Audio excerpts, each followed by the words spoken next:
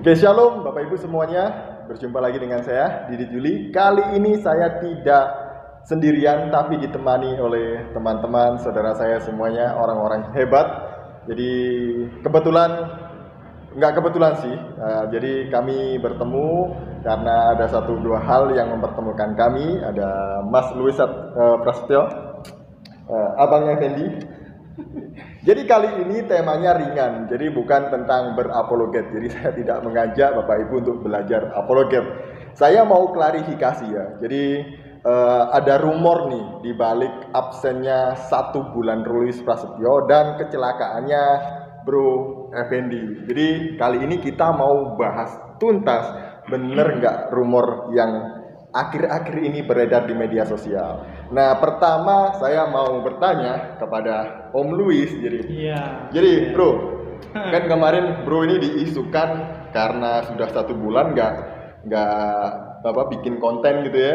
Jadi Bro kontennya masuk penjara karena narkoba, Bro. Bahkan sakit parah.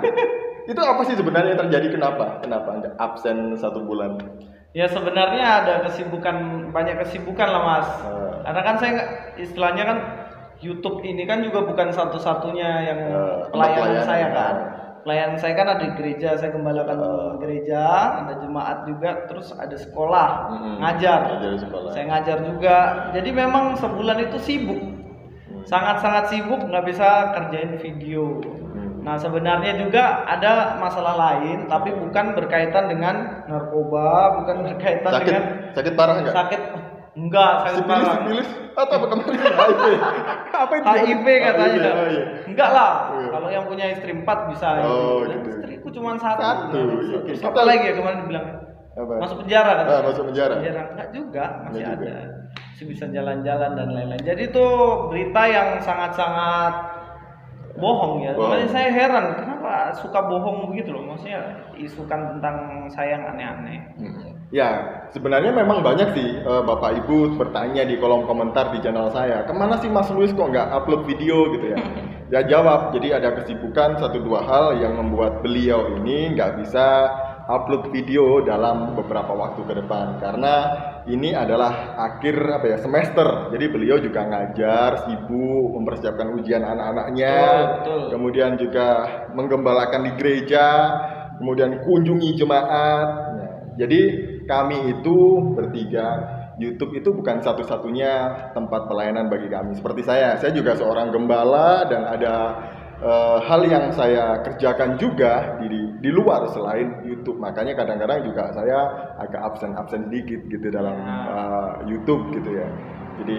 Jadi itu rumor salah besar Bro ya. Salah, makanya siapa sebenarnya yang bikin itu kan? Ya itu orang-orang di luar sana. Siapa ada channel apa ya? HMC. Itu yang tukang hoax itu. Ya itu mereka itu hoax itu yang mungkin ya. Iya, tukang. Itu kalau bahasa sekarang itu bertakiyah. Oh, takiyah ya. Takiyah itu apa, Pak? Takiyah itu bohong demi kebaikan.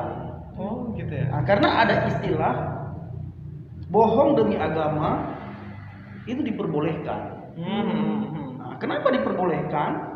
Dan ada istilah yang lain juga dikatakan bahwa ada bohong kecil, ada bohong besar. Ada dosa kecil, ada dosa besar. Ya. Nah, diistilahkanlah dengan namanya takiyah. Nah, sebenarnya di agama apapun, takiyah itu tidak boleh. Ya, berbohong itu tetap tidak boleh. Nah, kalau kita kembali ke Alkitab, siapa sih yang mengajarkan kita itu menjadi seorang yang harus menipu, menjadi pembohong segala macam? Iblis. Iblis. Iya, bapak segala dusta. Bapak segala dusta, sehebat-hebat penipu daya.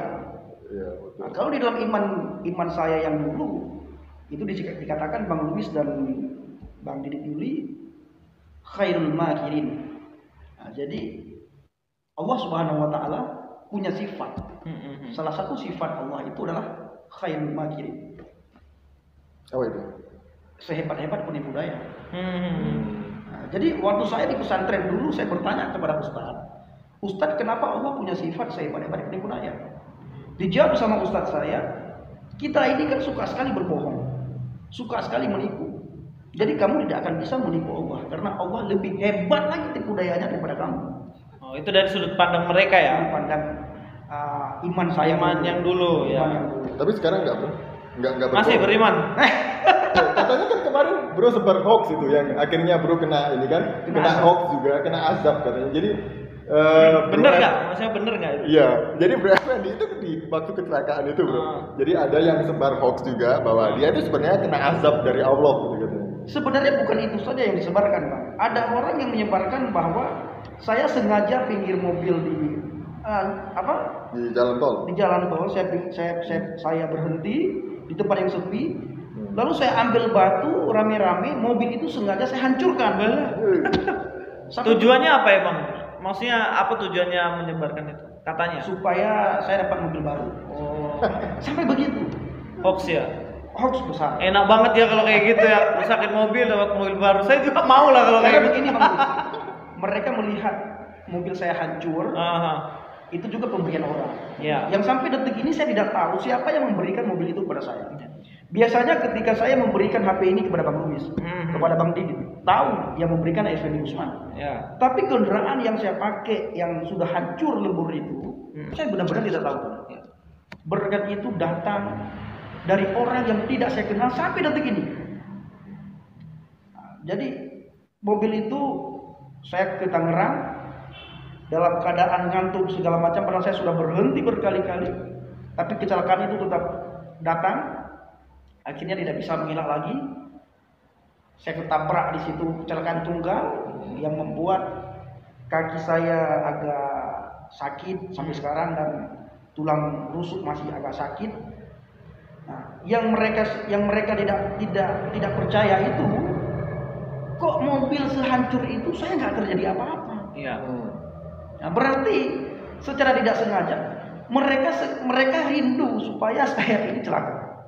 Karena di konten sebelumnya Bang Luis, sebelum terjadi kecelakaan, saya sudah publikasikan bahwa saya ingin pelayanan ke Nias, khususnya Nias Selatan. Karena selama ini di mana kantong-kantong Kristen yang sudah dipalafkan, saya hadir ke sini. Kenapa? Karena bagi mereka itu mu'allaf itu mendapat hidayah. Ya. Kalau kita kembali ke Alkitab, bukan mendapatkan hidayah, mendapatkan kebinasaan. Yang belum ke neraka. Maka saya sering bilang, Bang, kalau saya kembali ke iman saya yang lama, sama halnya saya masuk neraka. Nah, saya keluar dari surga yang sudah benar-benar nyata diberikan oleh Yesus, saya masuk neraka. Nah, jadi begitu Bang Luis. Jadi ceritanya kecelakaan itu benar ya? Kecelakaan itu benar. Tapi itu azab Allah bukan? Itu azab. Kalau di asap, saya yakin Bro sudah almarhum kan? Sudah almarhum. Gak bisa hari ini ketemu. Gak bisa hari ini ketemu. Karena dalam mobil, gini Bapak Ibu semuanya. Kalau ada fotonya bagus sebenarnya. Nah, betul. Satu-satunya orang yang ditelepon dan yang mendoakan Bro Effendi setelah dia kecelakaan adalah saya. Boleh tanya dia. Jadi saya di WA, kemudian saya telepon dia, saya tanya keadaannya. Di rumah sakit, saya tahu dia di rumah sakit. Dan saya tahu benar bahwa itu benar-benar kecelakaan. Dan itu tidak dibuat-buat. Jadi kalau ada orang yang ngomong itu dibuat-buat, ya itu mereka sedang jualan hoax ya biasalah gitu ya. Nah begitu pula dengan ini Bro Luis. Saya tahu keadaan yang terjadi kenapa beliau ini tidak tidak upload video selama 1 bulan. Jadi kalau ada orang ngomong segitu kayak saya ketawa aja karena sebenarnya kita juga punya kesibukan masing-masing. Iya, betul sekali. Jadi tapi kalau menurutku sih sebenarnya memang benar, apa kalau itu azab Allah, nggak mungkin selamat lah. Kondisi hancur mobil nih, tapi dia bisa selamat. Saya percaya itu pertolongan Tuhan. ya. Nah, kalau kita kembali ke Alkitab ya Bang Luis ya. Saya suka sekali berbicara, ayolah kita kembali ke Alkitab. Segala sesuatu kembali ke Alkitab. Tidak kembali kepada kata nabi, kata rasul, kata alim ulama, kata pendeta, kata siapapun, kita kembali kepada kata firman Tuhan. Setiap penginjil itu disertai oleh Tuhan. Dan Yesus sendiri berkata, aku menyertai engkau sampai akhir zaman. Amin. Nah, ketika saya mengalami kecelakaan karena kelalaian saya, padahal Tuhan sudah berbicara kepada saya ketika saya ngantuk. Ngantuk berkali-kali Bang Luis. Ngantuk berkali-kali dan saya berkali-kali juga istirahat untuk tidur di rest area. Tapi masih saja ngantuk itu datang dan saya paksakan, saya harus melakukan perjalanan. Akhirnya saya melawan. Ketika saya melawan, apa yang terjadi? Saya mengalami kecelakaan. Tetapi karena Tuhan yang menyertai, sehelai rambut pun, kalau Tuhan yang menyertai tidak akan dibiarkan oleh Tuhan jatuh. Apalagi nyawa melayang. Lalu kamu celaka, kamu kan mengalami kecelakaan. Benar mengalami kecelakaan, tapi Tuhan yang menyertai saya. Bang Luis lihat saja, ganteng saya belum tidak berkurang. Iya, betul. Hei, mantap. Kegantengan saya. Tapi udah ada istri kan? Udah ada. Ya, jangan di rumah ya. Jangan. Ini dia nggak betul. Jadi kegantengan itu sampai sekarang belum berkurang. Ada. Cuma masih jalan, kalau jalan masih masih bincang-bincang. Masih bincang-bincang, tapi hampir selesai. Hampir pulih total dan tulang rusuk dada kanan hampir pulih total. Dan begitu saya pulih, Bang Luis, saya punya misi ke Nias. Jadi orang yang sudah direbut oleh setan, saya juga akan memakai kuasa yang diberikan oleh Tuhan, otoritas Tuhan, untuk merebut kembali orang-orang yang sudah direbut oleh setan. Saya mendukung, bro. Haleluya. Pergi ke Nias. Amin. Selamatkan saudara-saudara kita yang berjalan menuju neraka. Nanti jadi Ononiha, orang Nias. Orang Nias. Gimana, bro? Apa ke depan yang mau dilakukan teman-teman ini? Kalau ini kan sudah jelas sembuh mau ke Nias, bro. Ke depan mau bikin konten sebanyak-banyaknya atau mau pergi lagi dari per-YouTuber? Enggak lah. Ya intinya gini ya, dari awal kan memang visi Tuhan kan taruh di media.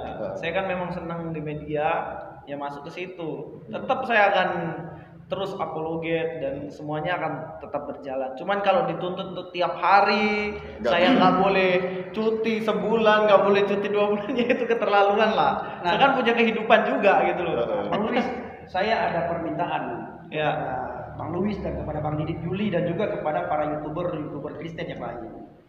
Ketika antum-antum ini mendapatkan murtadin seperti kami, saya mohon kepada kalian semua dan kepada saudara semuanya, para pendeta, hamba Tuhan dan youtuber, jangan memakai para murtadin untuk dijadikan satu objek. Ya. Dalam artian kalian buat setiap malam para murtadin itu untuk bersaksi.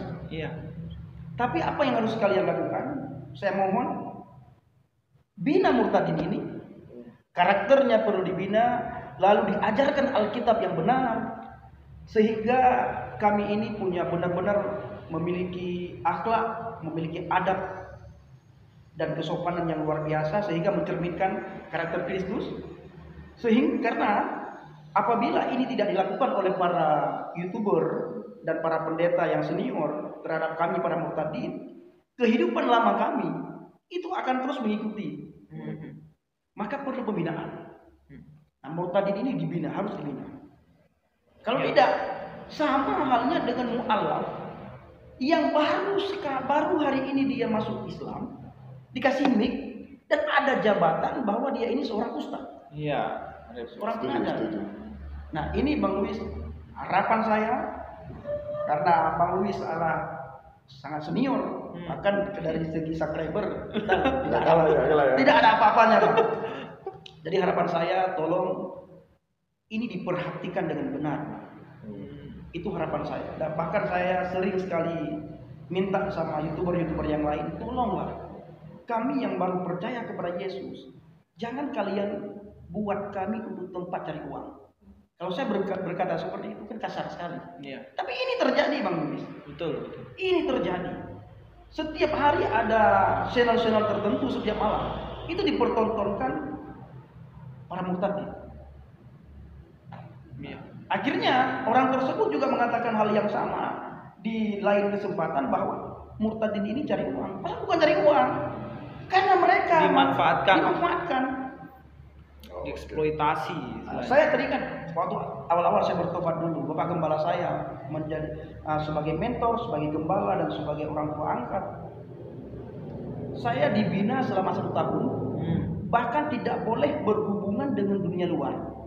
Bahkan termasuk dengan orang Kristen yang tidak saya kenal, saya dilarang berhubungan.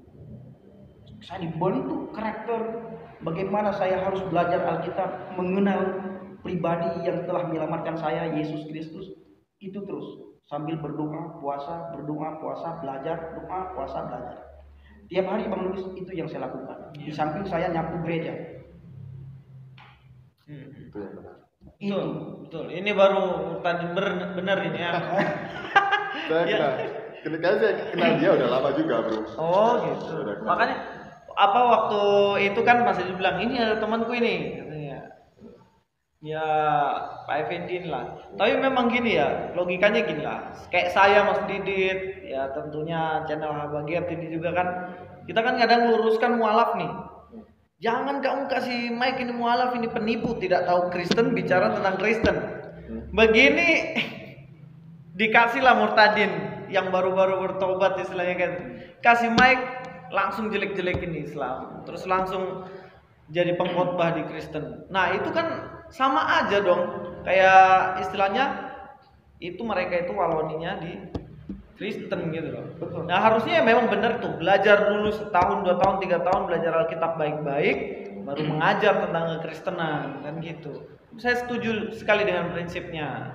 Oke. Pak Effendi ini jelas. Jadi memang kami ini ada sebenarnya untuk meluruskan pandangan yang salah, kemudian hoax, fitnahan dari saudara-saudara kita sebelah tentang iman Kristen. Jadi itu yang kami lakukan. Kami tidak mau jualan.